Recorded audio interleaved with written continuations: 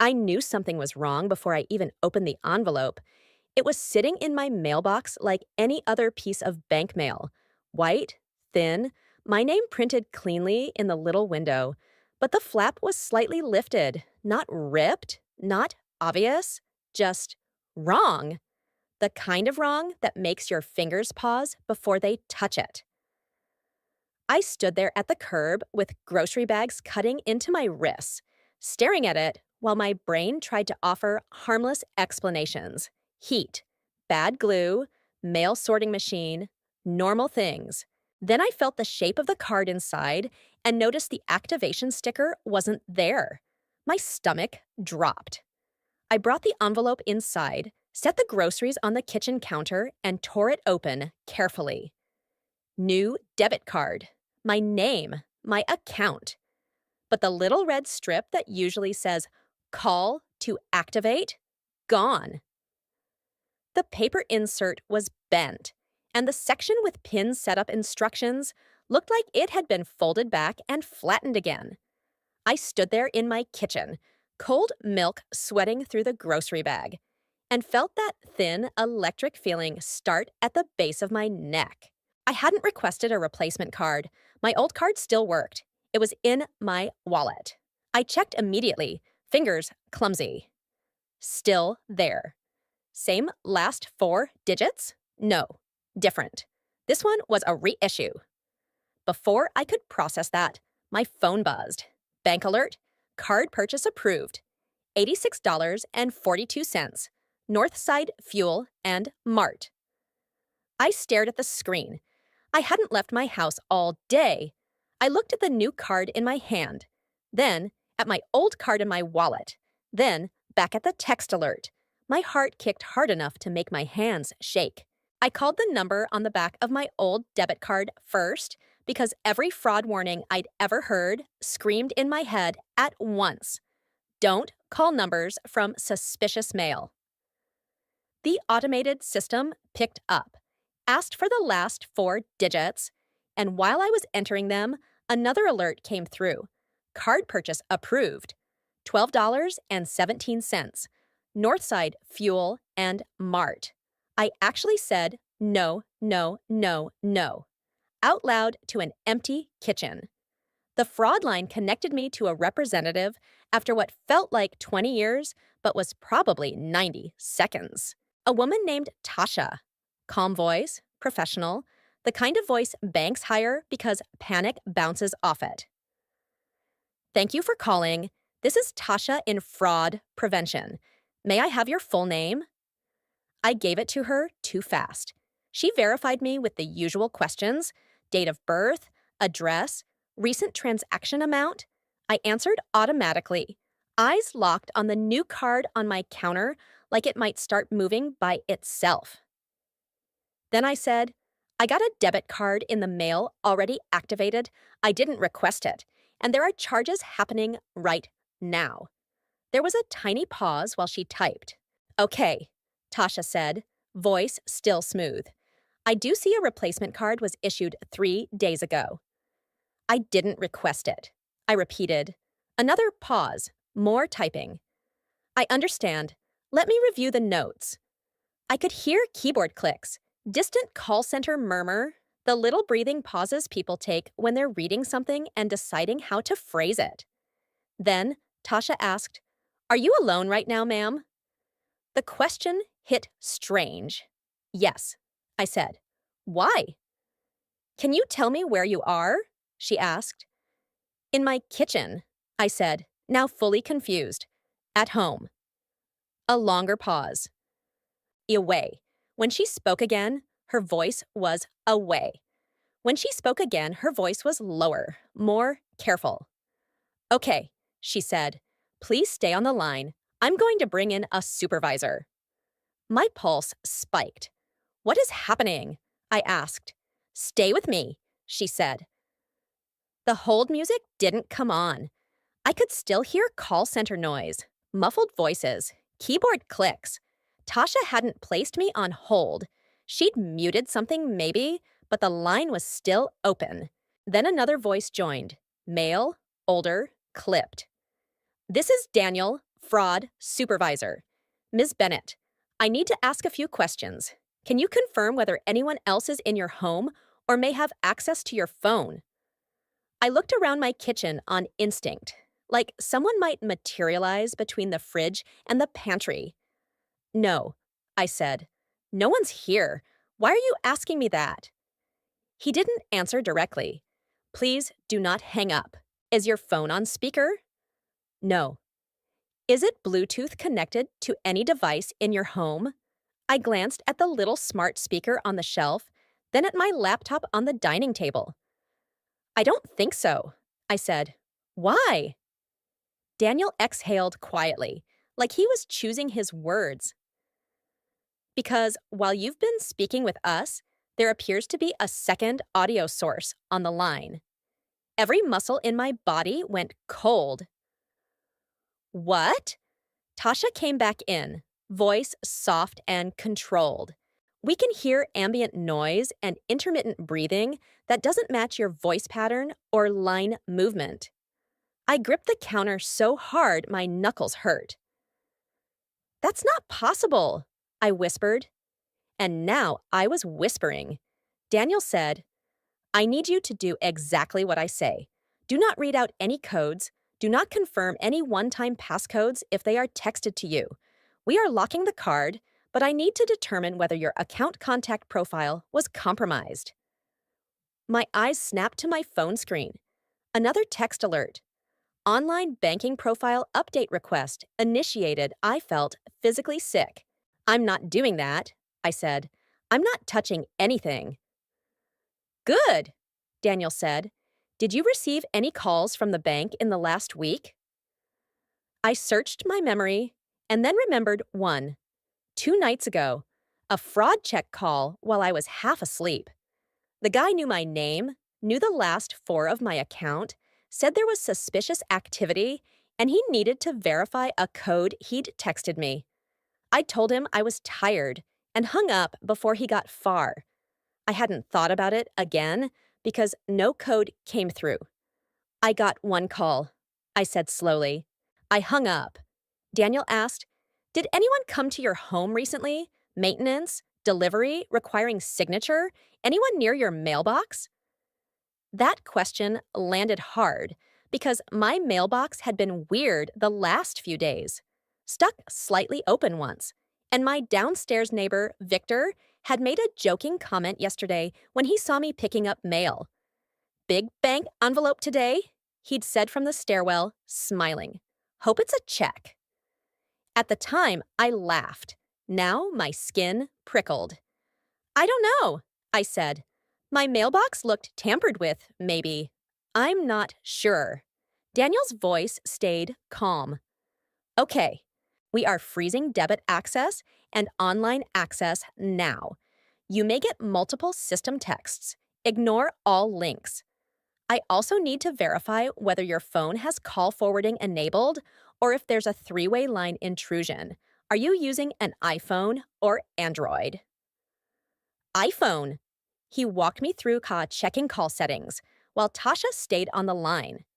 My hands shook so badly, I hit the wrong menu twice. No call forwarding, no weird active calls. But Daniel still sounded concerned. Then he asked, do you use your bank app on this device? Yes. Please close it completely, he said.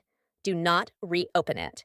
If your profile was compromised, they may be attempting real-time resets while listening. Listening how? I asked. How can someone be on this line? There was a beat of silence before Daniel answered. Sometimes fraudsters conference themselves in through spoofed callbacks. Sometimes they compromise a line through call routing apps. Sometimes they gain access to smart devices and use them to capture audio. We don't know yet, but I'm not comfortable with what we're hearing. The room felt suddenly crowded with objects I'd never distrusted before. My phone, the smart speaker, the baby monitor camera I still used for my nephew when he visited, my laptop webcam, the old tablet on the counter. I unplugged the smart speaker with my free hand. Tasha said immediately, there, did you just unplug something? Yes. Her voice tightened slightly. Okay, the extra ambient dropped. I felt my knees go weak. There had been something. Daniel moved fast after that. He locked both the old and new cards, flagged my account, disabled digital wallet provisioning, placed a verbal password on the profile, and initiated a full compromise review. He asked me to repeat a phrase for voice documentation, and when I did, I heard him typing like someone trying to outrun a fire. Then he asked, "Do you have access to a second device or a trusted landline?" "No." "Do you have someone who can be with you tonight?" he asked. That question made everything feel more serious than stolen money. Maybe my sister?" I said. "I recommend it," he said. "And I recommend you file a police report for mail tampering and attempted account takeover. We can provide transaction logs and account notes upon request." I swallowed. "How much did they take?" Tasha answered quietly. "So far, 2 in-person test charges and 1 attempted online profile update. We stopped further access before cash withdrawal." Test charges. The phrase made me angry in a way panic hadn't. They were testing me, testing whether I noticed, testing whether they could move bigger amounts. Daniel said, "One more thing, Ms. Bennett. Has anyone recently asked you for your debit card to check something, or taken your mail, or been in your home near your wallet?" I thought about work. Grocery store, gas station. No.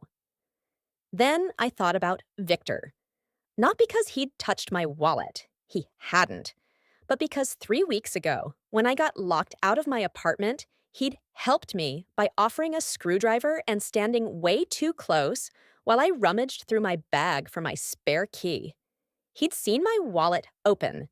He'd made a joke about me keeping my whole life in there. And yesterday, he'd known I had a bank envelope before I opened the mailbox. I told myself I was reaching.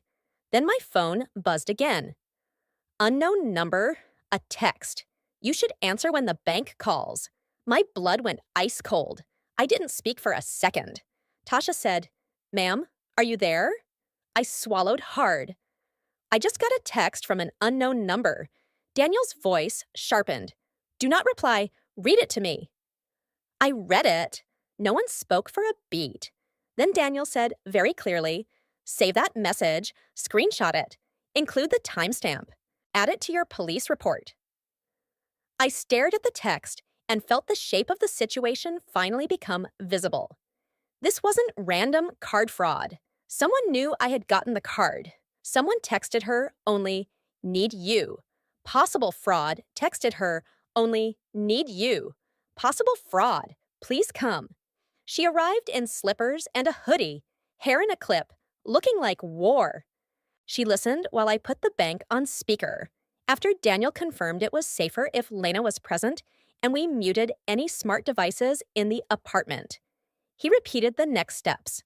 Lockdown account, in-branch, ID verification tomorrow, new account number, police report tonight, preserve all texts. Do not use the compromised phone for sensitive banking until checked. Lena looked at the unknown text, then looked at me.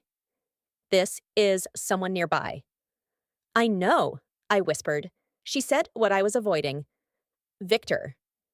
I didn't answer because saying his name felt like choosing a reality I didn't want.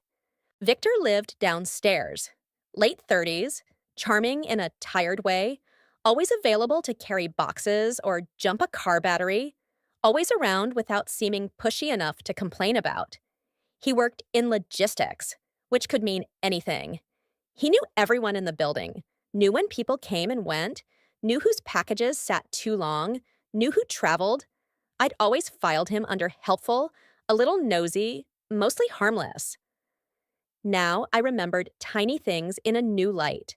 The time he told me my new paycheck must have hit because he saw my bank app logo on my lock screen while I was carrying groceries. The time he offered to drop my mail upstairs because he was checking his box. The time he asked if I still banked with that blue one because Their fraud alerts are aggressive. At the time, it all felt like chatter. Now it sounded like reconnaissance. We went to the police station that night instead of waiting. Lena drove because my hands still shook. I brought the envelope, the new debit card, screenshots of the alerts, the threatening text, and the call log from the bank. The desk officer, a woman with tired eyes and an efficient voice, took one look at the pile and said, "Okay, let's slow down and build a timeline." So I did. Envelope arrived with flap lifted. Activation sticker missing. Unauthorized charges. Bank call. Bank hears second audio source. Unknown text. Possible mailbox tampering. Possible suspect with access/knowledge. She wrote everything down, then asked, "Do you have cameras in the building?" "Not inside," I said. "There's one at the front entrance, I think. Landlord owned." She nodded. "We can request footage if this turns into an active case. Did the bank provide transaction locations?" I gave her the merchant name, Northside, Fuel, and Mart. She typed, then looked up. "That station is 4 blocks from your building." Lena muttered a curse under her breath. The officer didn't react. She just kept going. "Did the text include your name, threats, demands?" "No," I said. "Just that sentence." She nodded. "That's enough to support the report. We'll document suspected identity theft, mail tampering, and intimidation." As she printed my copy, she looked at me and said something I needed to hear. "You were right to call immediately. Most people wait until the money's gone." I almost laughed because right wasn't how it felt. It felt like panic and guessing and being watched. Back home, Lena stayed the night on my couch. We unplugged every smart device except the router, then ended up unplugging the router too because neither of us trusted anything anymore. I put my phone in airplane mode and still checked it every 10 minutes, like danger could come through silence. At 1:14 a.m., there was a soft knock on my door. Not loud, not urgent. 3 taps. Lena sat upright instantly. We looked at each other, then at the door. No peephole movement, no voice. I opened the camera app on my phone out of habit and remembered the Wi-Fi was off. No feed. Lena mouthed, "Don't open it." I didn't. After a full minute, we heard footsteps on the stairs. Then my phone lit up with another unknown text the second I turned airplane mode off to check. But something else had joined it now. Structure, evidence, sequence, a record. The next morning, I went to the bank branch in person with Lena beside me and a folder in my hands like I was going to court. The branch manager, Ms. Patel, met us in a glass office and already had notes on the screen from Daniel and Tasha. She was all business, which I appreciated immediately. "First," she said, "I'm sorry this happened. Second, we're treating this as account compromise, not customer error."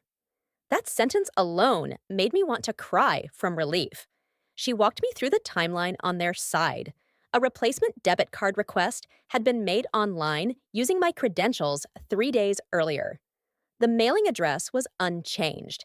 Then someone called claiming to be me and successfully activated the new card using personal details. Then they attempted to reset my online banking password, but a mismatch in device fingerprint triggered review. That's likely when my call came in and collided with theirs. "Collided?" I asked. Ms. Patel nodded. "There was another active fraud-related call event associated with your profile close to the same time. That may be what our team was hearing when they asked why you were whispering." I stared at her. "So someone really was on the line?" She chose her words carefully. "There was overlapping call session behavior we consider suspicious. I can't explain the exact mechanism until our telecom fraud team reviews it. But your representative's instincts were correct." She printed the disputed transactions, the replacement card request logs, and a formal letter confirming account compromise for the police report. She also changed my account number, issued a temporary in branch cash card, and put a note on the profile requiring in person ID for any future debit card issuance until further notice. Then she asked, "Has anyone close to you had access to your mail or personal documents?" Lena and I exchanged a look. I said, "Maybe my neighbor." Ms. Patel didn't flinch. "Then don't confront him alone." Too late for the don't confront part, maybe. Because when we got back to my building, Victor was in the stairwell carrying a case of bottled water, like he'd been cast as helpful neighbor number 1. He smiled when he saw me. "Hey, everything okay? Saw cops here last night." My body went cold, but my face stayed neutral. "Mail issue," I said. Victor's smile stayed easy. "Ah, that sucks. People steal all kinds of stuff around here." Lena stepped slightly in front of me without making it obvious. "If you need anything," there it was. The "if you need anything," there it was. The same line men like him use when they mean I know where you live. We went upstairs, locked the door. Lena whispered, "He knows." "I know," I said. At 3 p.m., the detective assigned to my report called. Detective Morales. Sharp voice, no wasted words. "We pulled preliminary entrance camera footage from your building," she said. "Your downstairs neighbor appears to check your mailbox area multiple times yesterday. We'd like to speak to him." My throat tightened. "Did you find him on camera taking the envelope?" "Not clearly," she said. "Angle is bad, but we have enough for an interview, and your texts plus bank timeline strengthen probable cause if he consent searches or says something stupid." I almost laughed despite everything. "Will he?" Morales said.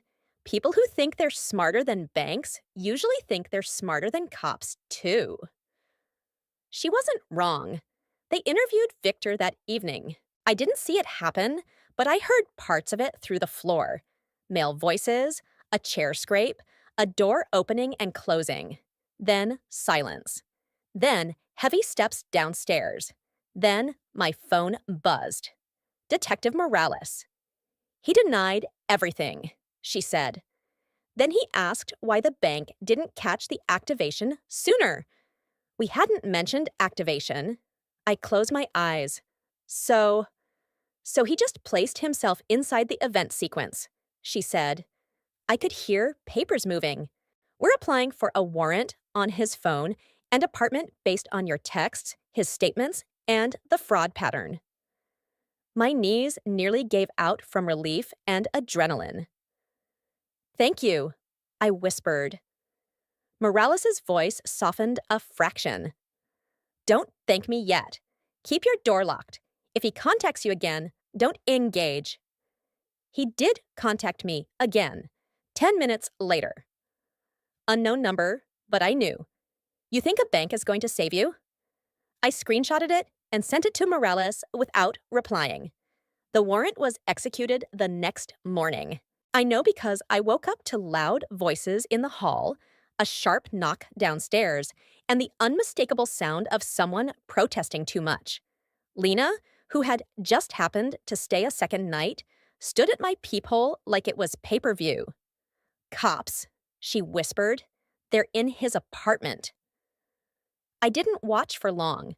I didn't want to be the woman peeking while someone else's life got boxed up. I sat at my kitchen table and stared at my hands, listening to drawers open and close downstairs, hearing every sound through a filter of disbelief. An hour later, Morales called again. "We found mail," she said. "Not just yours. Multiple opened bank envelopes, card carriers, account paperwork, a card skimmer component, and a notebook with residents' names, work schedules, and bank logos." My stomach turned. "Mine?" "Yes," she said. "Your name, apartment number, bank, and the note, lives alone." I looked around my kitchen and felt rage rise clean and hot for the first time, burning through the fear. He'd turned my normal life into a list. Morales continued, "We also found a call routing app and spoofing tools on his phone. That likely explains the line interference the bank detected." So that was how. Not magic, not paranoia. A method. A man downstairs with too much time, too much access, and the kind of entitlement that makes other people's money feel like a puzzle. They arrested Victor for identity theft, mail theft, fraud, and intimidation. More charges were possible depending on what they found tied to other victims. Turns out I wasn't the only one in the building whose replacement card had gone missing or arrived strangely. I was just the one who called fast enough before the withdrawals got big. A week later, I got a call from Daniel at the bank. He didn't have to call personally, but he did. "I wanted to follow up," he said. "I heard there was an arrest." "There was," I said. He exhaled softly. "I'm glad you trusted your instincts." I laughed once, tired. "I almost didn't. I thought I was overreacting." "You weren't," he said. "And for what it's worth, Tasha was the one who flagged the whispering. She said your voice and the line noise didn't match." "Tell her thank you," I said, and my throat tightened unexpectedly. "Seriously," he said he would.